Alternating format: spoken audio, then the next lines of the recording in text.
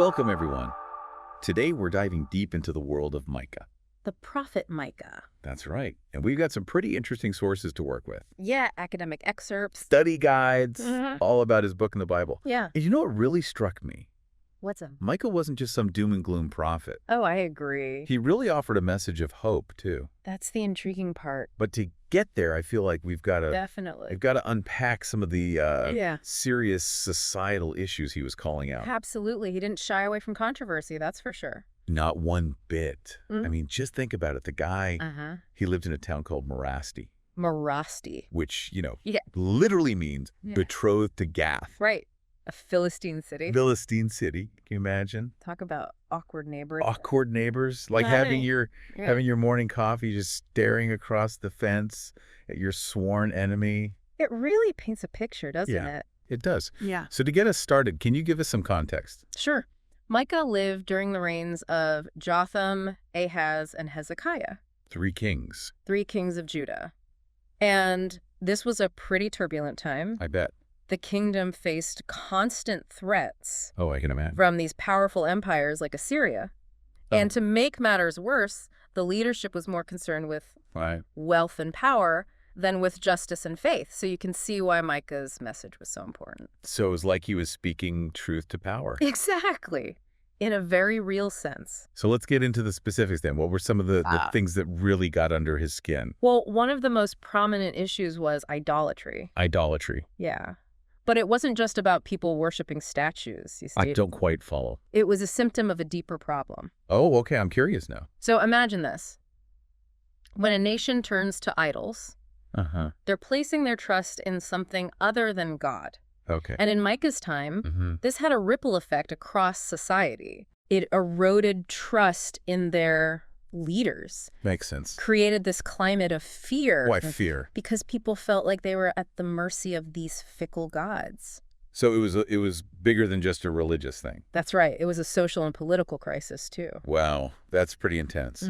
So how did Micah connect this spiritual decline with what was going on? He saw how the wealthy and powerful were exploiting the poor. Exploiting the poor. Yes, and he directly linked that to their abandonment of God's law. And he didn't hold back, did he? Not at all. I was reading some of these sources. Yeah. Some of the language is, it's pretty intense. Intense. There's one part where he compares the actions of some leaders to skinning a man from head to foot. Right. That was Micah's style. Vivid, unflinching. He wanted people to feel the weight of their sins. And it wasn't just like general commentary. He was, the sources point out that he, named names, called out specific cities. He did. Samaria, Jerusalem. Even his own hometown. Even Marasti. So this wasn't some abstract debate. He was... Right. He was holding real people and communities accountable. Makes you think, doesn't it? It does. Because, even today we see exploitation, corruption. It's like he's speaking directly to our own time. It's the power of prophetic speech, It transcends time and cultures. And it wasn't all doom and gloom either. No, not at all. The sources also highlight Micah's message of hope. Yeah. That's what makes him so compelling. He didn't just pronounce judgment. He offered this vision of restoration. So even amidst the darkness. Even amidst the darkness. He saw some light. He saw a glimmer of light. And what was that light rooted in? It was rooted in his belief that God was in control. That even though judgment was coming, God wouldn't abandon his people. He would. He would purify them, refine them, and ultimately bring them back to a place of wholeness. It's a really powerful message of hope. One that I think... we all need to hear sometime. We all need to hear it. But this hope wasn't something that just magically appeared. It required action. Action. Micah believed that people had to turn back to God. Okay. Repent of their sins and start living in accordance with his will. So he was calling for a pretty radical transformation. He was, on both an individual and societal level. That's a tall order. Yeah. It makes you wonder, It makes you wonder. If people really listen to him. It's a great question, and to be honest, we don't have a clear record of how people responded back then, but we do know that his words were preserved. So even if they weren't embraced at the time, they still had a lasting impact. They did. And I think that speaks to the power of truth. The power of truth. Even when it's uncomfortable. Yeah. Even when it challenges us. challenges us. It has a way of finding its way into the world. And shaping history. Shaping the course of history. So Micah, he didn't pull any punches. He didn't. He confronted the darkness, but he also offered a glimmer of hope.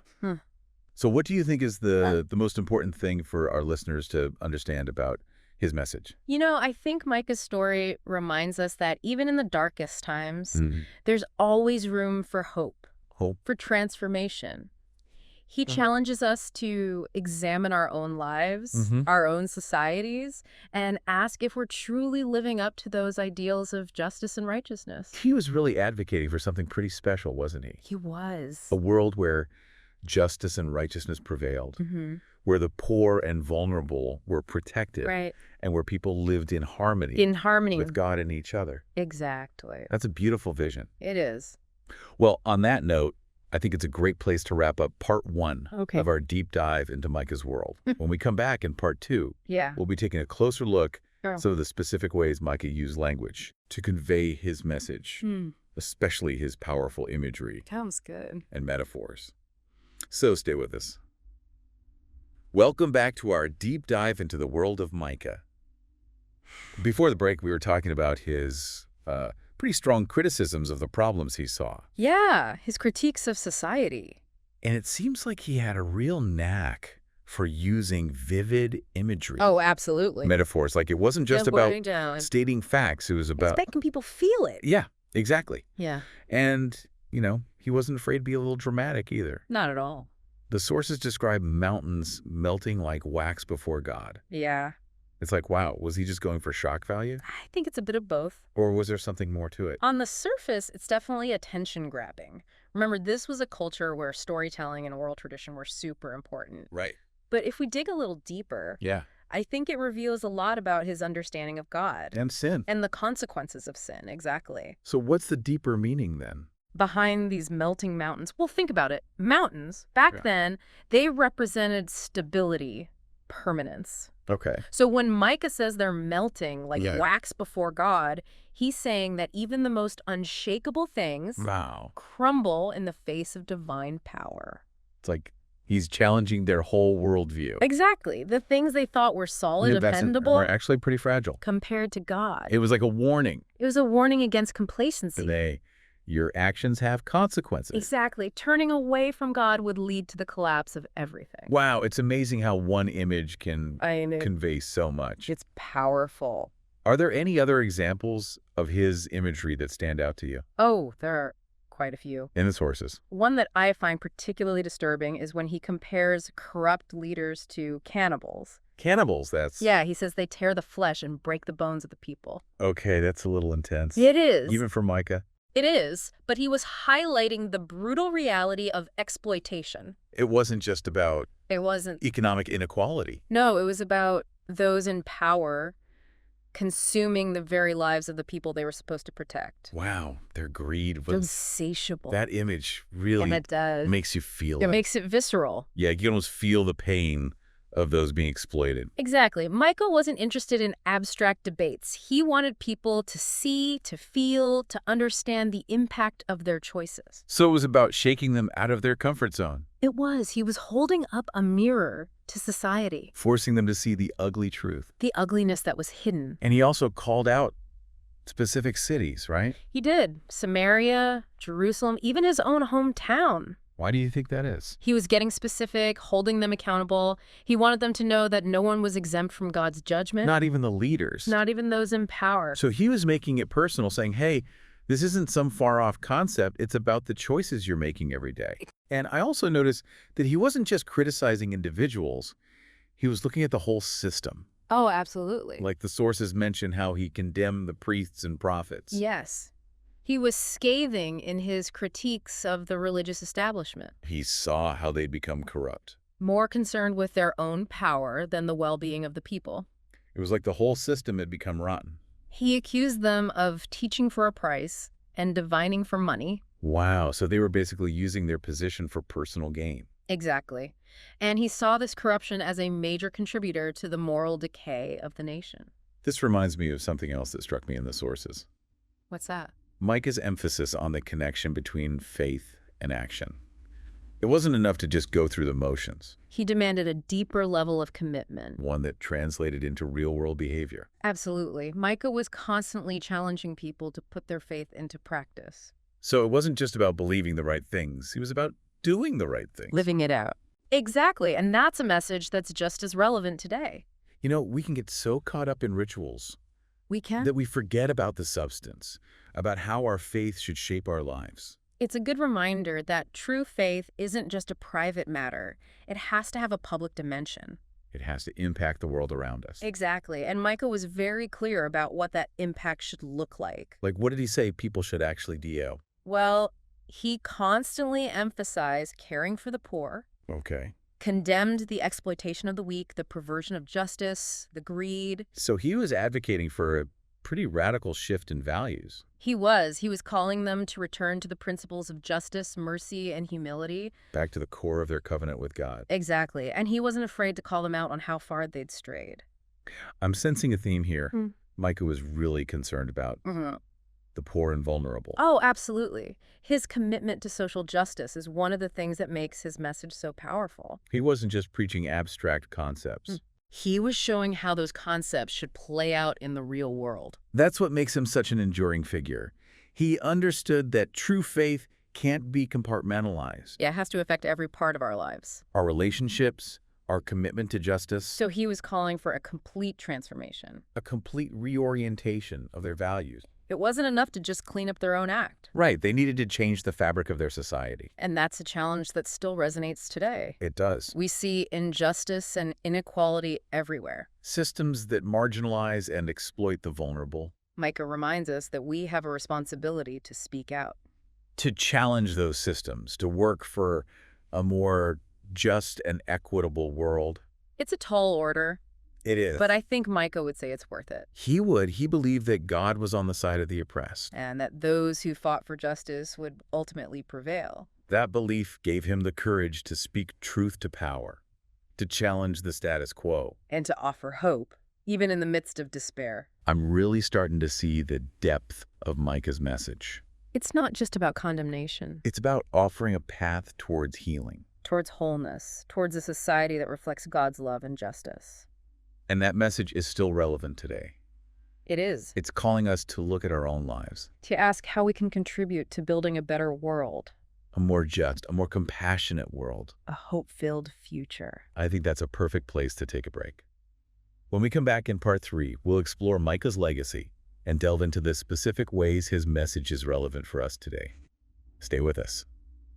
Welcome back to our deep dive into the world of the prophet Micah. We've been unpacking his message. You know, all his critiques of society, his use of language. His powerful imagery. But, you know, I'm curious, what happened after Micah delivered all these pronouncements? Did people listen?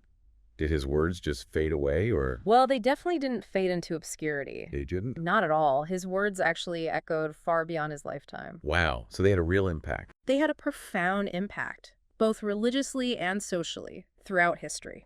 Okay, so let's talk about his legacy then. We've touched on his famous prophecy about the Messiah. Being born in Bethlehem. Right, which became central to Christianity. Exactly, centuries later. That alone solidified his place in history. But what I find fascinating is how his broader message about justice and holding leaders accountable, it resonated with social movements across time. It did.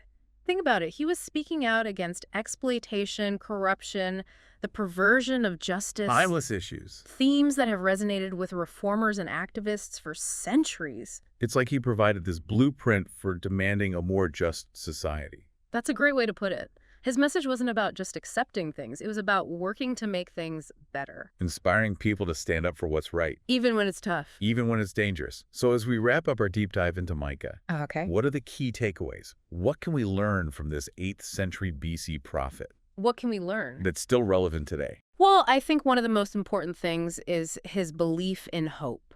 Hope. He didn't just focus on problems. He pointed toward a better future.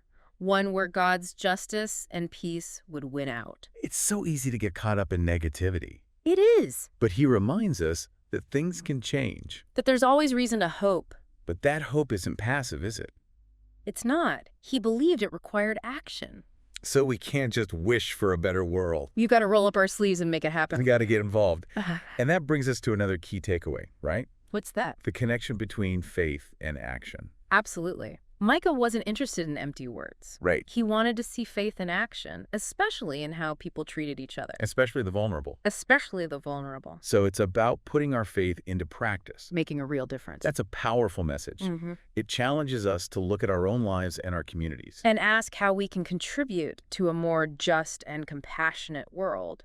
It's like Mike is asking us directly, what are you doing to make the world a better place? Powerful questions. They really are.